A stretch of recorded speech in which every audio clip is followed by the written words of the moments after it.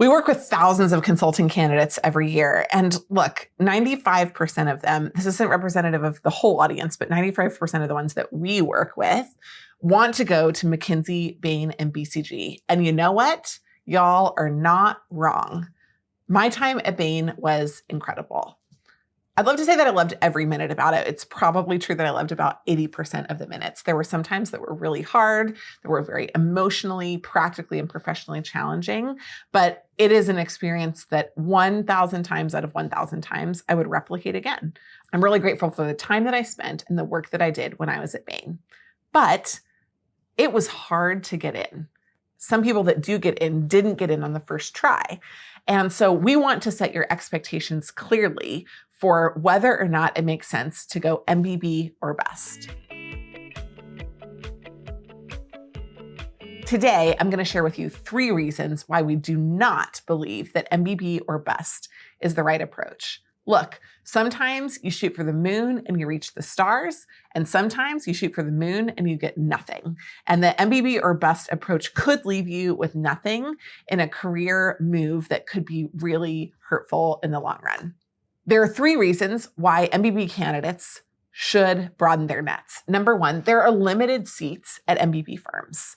There are over 1 million applications. Just even try to picture that many applications in a stack for all 3 MBB firms across their offices in the globe every year, and less than a 1% acceptance rate. That is tiny. It's a massive pile of applications for a tiny, tiny payoff. Your odds of getting into Harvard are better than your odds of getting into McKinsey, Bain, or BCG. And just having limited seats at the table means that it's going to be incredibly challenging for you to be the one who breaks over the hurdle. You may be capable. You may have the pedigree. You might have the resume. You might be ready for casing, but you also might just have a bad day. And so there are limited seats at the table, which means that intrinsically this will be an uphill battle. Number 2, there are a lot of amazing non-MBB firms that are out there. Now, these include the Big 4, where you can get great training and honestly some of the best benefits in the world.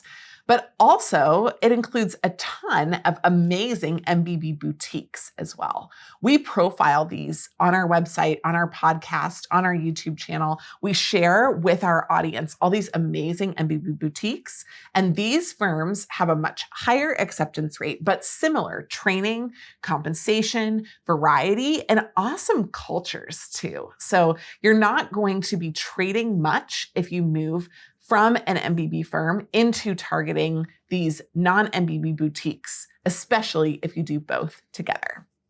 Number 3, more practice can make you better for MBB, but it also might land you somewhere that you never thought you would go because MBB isn't for everyone.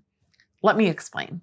Number 1, when you're doing more cases for more firms, you will get better at cases. If you only interview with McKinsey, you'll be good at cases. If you interview at McKinsey, Bain, and BCG, you'll be really good at cases. If you interview at McKinsey, Bain, BCG, Kearney, EY, Parthenon, if you email a bunch of different firms and network with them and understand their processes, you're going to be a more well-rounded, better, more effective caser who's going to be more versatile. So interviewing with multiple firms is great practice for MBB or not. But also, if you don't end up at MBB, you might discover along the way that there's a boutique firm that fits you better.